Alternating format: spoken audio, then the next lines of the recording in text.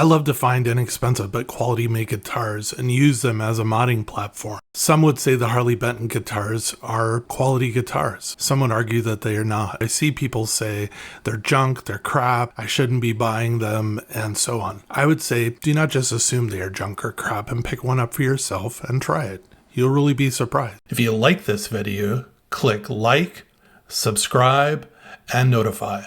I ordered the TE-52 from Harley Benton, which is a Harley Benton equivalent to the Squier 50's Classic Vibe Telecaster. Here is where my doubt came in. The Harley Benton TE-52 lists retail on the Thomann website for $139, and then add on a gig bag for another $12.50. Yes, you do have to pay about $80 for shipping and handling, but I have paid that a lot of times buying used guitars from private parties on eBay and Reverb. I have my doubts as to the quality of the TE-52 and was excited to put it on the bench and go over the guitar. I also wanted to see if the guitar specifications allowed for the guitar to be a good modding platform. Some of the questions I had were, did it have a proprietary bridge or other parts where I would not be able to swap out readily available Telecaster parts that are on the market today?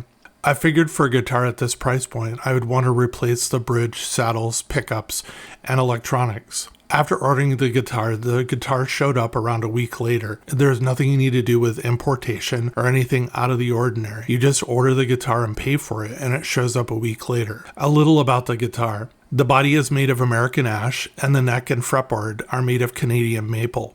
The neck has 21 frets and a truss rod that's accessible at the headstock. The fretboard radius is 12 inches and the scale length is 25.5. The neck profile is a C. It comes with Kluson style tuning machines. The pickups are two Roswell Alnico 5 single coil pickups. It has a 3-saddle bridge with string through body loading or top loading. The guitar came with 10 gauge strings already installed. The pickguard, control panel, and bridge all came off easily. I was really happy to find that a traditional vintage style Telecaster Fender bridge was a direct drop-in replacement on the TE-52. I had a loaded bridge with brass Goto compensated saddles. The bridge I was replacing, although looked like a Fender bridge, it was much thinner and lighter.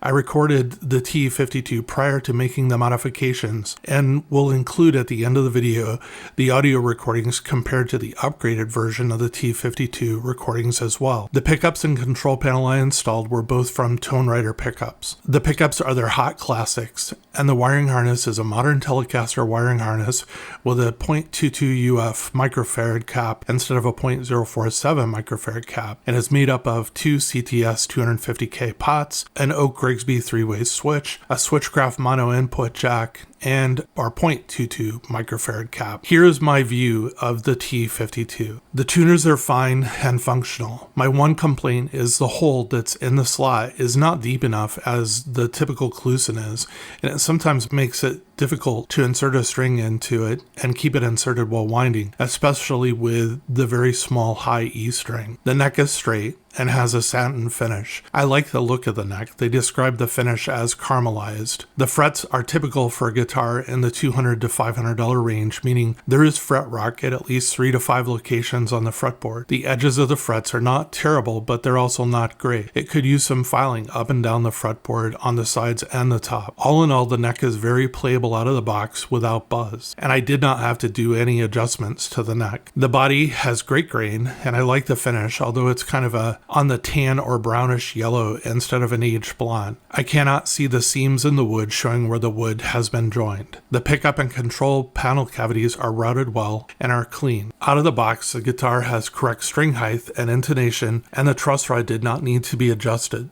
The guitar came with the same gauge strings that I already use, so the nut did not need to be filed. The electronics work and are adequate. I'm surprised to see Alnico 5 pickups at this price point. Usually you get ceramic magnet pickups. When you plug the guitar into an amp, there is no hum or buzz, as it appears to be adequately grounded. The bridge is, as I said before, the same dimensionally as a Fender branded unit, but again, looking at it, it just does not seem very substantial and seems kind of flimsy. This has has to affect the tonal character of the guitar. When plugged into an amp, the guitar has clean sounds in all three positions and takes to a distortion pedal well. After the modifications, there is much more oomph in the pickups, and I think that they have more range and clarity. Would I recommend this guitar to others to purchase? Yes, I would. For the price point, you really can't go wrong. If you're buying the guitar, it would be a great starter guitar for a kid or somebody who's just getting into guitar playing